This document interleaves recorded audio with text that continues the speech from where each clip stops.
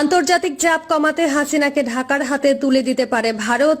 গুম খুনের কয়েকশো মামলায় শেখ হাসিনার স্থান হবে কারাগারে, হতে পারে মৃত্যুদণ্ড। জানাবো শেখ হাসিনা বাংলাদেশের কি কি সর্বনাশ করলেন, এবং সর্বশেষ জানাবো ডক্টর ইউনূসকে হিউম্যান রাইটস ওয়াচের চিঠি। জুলাই আন্দোলনে প্রাণহানির ঘটনায় সুষ্ঠু তদন্তে জাতিসংঘের রূপরেখা চাওয়ার আহ্বান। এতক্ষণ শুনছিলেন সংবাদ শিরোনাম, এবার বিস্তারিত। আন্তর্জাতিক চাপ কমাতে হাসিনাকে ঢাকার হাতে তুলে দিতে পারে ভারত। গুম খুনের কয়েকশো মামলায় শেখ হাসিনার স্থান হবে কারাগারে, হতে পারে মৃত্যুদণ্ড। শেখ হাসিনার সবচেয়ে কাছের বন্ধু ভারতের প্রধানমন্ত্রী নরেন্দ্র মোদী এখন তাকে আশ্রয় দিতে ভরসা পাচ্ছেন না। অথচ শেখ হাসিনা তার নিজের গদি টিকিয়ে রাখার স্বার্থে ভারতের কাছে দেশকে বিকিয়ে দিতে সামান্যতম দ্বিধাও করেননি। বাংলাদেশের পররাষ্ট্রমন্ত্রী ডক্টর এ কে মোমেন একসময় বলেছিলেন, ভারতের সাথে আমাদের স্বামী স্ত্রীর মতো সম্পর্ক।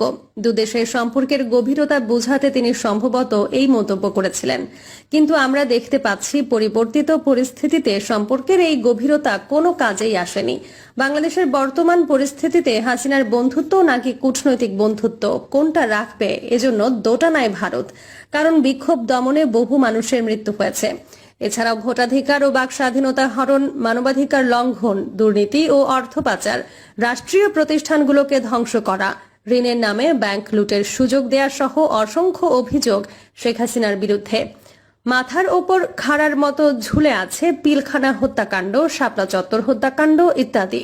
16 জুলাই আন্দোলন চলাকালে পুলিশের গুলিতে মারা যায় রংপুর বেগম রোকেয়া বিশ্ববিদ্যালয়ের ইংরেজি বিভাগের ছাত্র আবু সাইদ। সরকারের বর্বর দমন পীড়নের প্রতিবাদে নানা ধাপে প্রায় 400 মানুষের প্রাণহানি ঘটে। এর জেরে হাসিনার বিরুদ্ধে গণহত্যার মামলা করতে পারে, ফলশ্রুতিতে তার মৃত্যুদণ্ড হতে পারে। যে জন্য তাকে রাজনৈতিক আশ্রয় দিলে কূটনৈতিক প্রক্রিয়ায় বাংলাদেশের নতুন সরকার শেখ হাসিনাকে ফেরত চাইবে। উল্লেখ্য, ইতোমধ্যেই বৈষম্য বিরোধী ছাত্র আন্দোলনের নেতৃবৃন্দ দেশত্যাগী হাসিনার বিরুদ্ধে আইনি পদক্ষেপের দাবিও জানিয়ে দিয়েছে। সেক্ষেত্রে হাসিনার বিষয়ে ভারতের অবস্থান হবে শ্যাম রাখি না কুল রাখি। ফলে নয়াদিল্লিতে হাসিনা আদৌ থাকতে পারবেন কিনা তা নিয়েও ঘোরতর সন্দেহ রয়েছে। হাসিনাকে ভারতে আশ্রয় না দেওয়ার পক্ষে আরও যুক্তি রয়েছে। তা হল পরিকাঠামো এবং অন্যান্য ক্ষেত্রে প্রচুর ভারতীয় বিনিয়োগ রয়েছে বাংলাদেশে। যে সরকারি ক্ষমতায় আসুক বা যারাই দেশ চালাক, ভারতকে নিজের স্বার্থে তাদের সঙ্গে সুসম্পর্ক বজায় রেখে চলতে হবে। এক্ষেত্রে হাসিনার জন্য কোনোভাবেই যেন কোনো প্রতিবন্ধকতা সৃষ্টি না হয়, সেটাও মাথায় রাখতে হচ্ছে মোদীকে। শেখ হাসিনা বাংলাদেশের কি কি সর্বনাশ করলেন। 1 লক্ষ জীবনের বিনিময়ে অর্জিত বাংলাদেশের স্বাধীনতা ও সার্বভৌমত্ব শুধু নিজের স্বার্থের কারণে ভারতের হাতে তুলে দিয়ে এদেশকে ভারতের কলোনি বানিয়ে ছেড়েছেন। অর্জন করেছেন এই শতাব্দীর ঘসেটি বেগম খেতাব। একই সাথে নিজের দেশ, সংস্কৃতি এবং ধর্মকে বিসর্জন দিয়ে তিনি ভারতের দাসত্ব ও পদলেহনের সংস্কৃতিকে প্রাতিষ্ঠানিক রূপ দিয়েছেন। 2 মুক্তিযুদ্ধকে নতুন বয়ানে বানিয়ে ফেলেছেন একটা ইন্ডাস্ট্রি, পৈতৃক সম্পত্তি এবং জোন অফ করাপশন। চরম বৈষম্যের কোটা ব্যবস্থা, দলীয় কর্মীদের প্রায় 1 লক্ষ ভুয়া মুক্তিযুদ্ধ সনদ প্রদান এবং বিসিএস পরীক্ষায় প্রায় 1.5 দশক ধরে আবেদ আলীদেরকে দিয়ে প্রশ্ন ফাঁসের লুক্রেটিভ ব্যবসার সম্প্রসারণ করে এদেশের অধিকাংশ মানুষের বুকে যে বঞ্চনার লেলিহান দাবানল তিনি জ্বালিয়ে দিয়েছেন, তা হয়তো আর নেভানো সম্ভব নয়। তিনি বাংলাদেশের রাজনৈতিক প্রতিহিংসা ও ঘৃণাতন্ত্রের জননী। তার প্রবর্তিত ঘৃণার লেলিহান শিখায় আজ জ্বলছে সারাটা দেশ। কখনো লগি বৈঠার তাণ্ডবে, কখনো চাপাতির আঘাতে, আবার কখনো পুলিশ, র্যাব কিংবা বিজিবির নির্বিচার নৃশংস গুলিতে।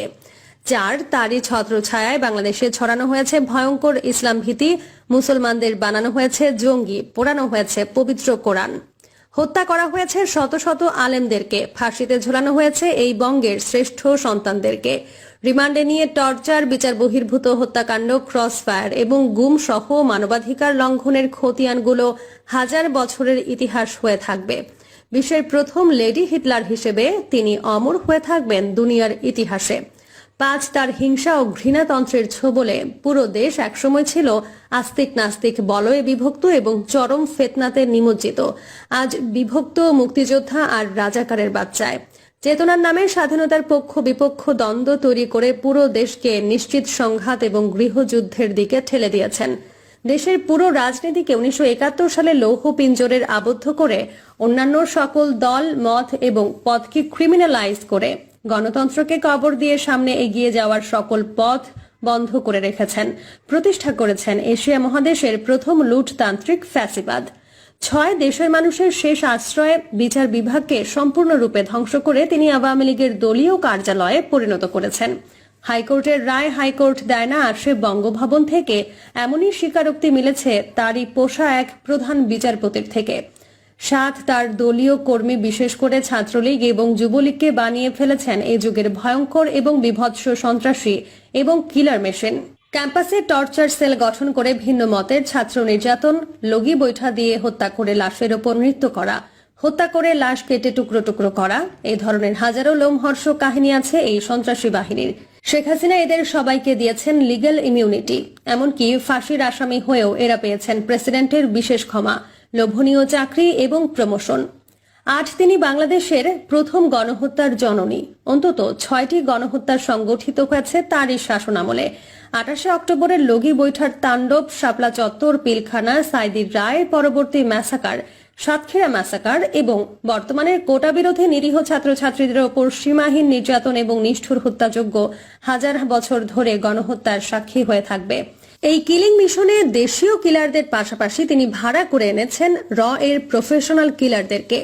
নয় একচ্ছত্র ক্ষমতা এবং একদলীয় শাসন কায়েম করতে গিয়ে তিনি দেশের প্রায় প্রতিটা প্রতিষ্ঠানে ধ্বংসের দ্বার প্রান্তে এনেছেন। দেশের প্রতিরক্ষা বাহিনীকে ধ্বংস, দুর্বল, বিতর্কিত এবং দলীয়করণে তিনি ইতিহাসে কুখ্যাত হয়ে থাকবেন। সংস্কারের নামে শিক্ষা ব্যবস্থার 12টা বাজিয়েছেন, নির্বাচন কমিশনকে পকেটে পুরেছেন, আর জাতীয় সংসদকে বানিয়েছেন গানের আসর আর শেখ পরিবারের তৈল মর্দনের কারখানা। 10 রিজার্ভ চুরি, ব্যাংক লুট, শেয়ার বাজার কেলেঙ্কারি, বিদেশে অর্থ পাচার সহ সীমাহীন দুর্নীতি এবং অব্যবস্থাপনার যে রেকর্ড শেখ হাসিনার আমলে হয়েছে তার ধারের কাছে দুনিয়ার অন্য কেউ আসতে পারবে কিনা সন্দেহ।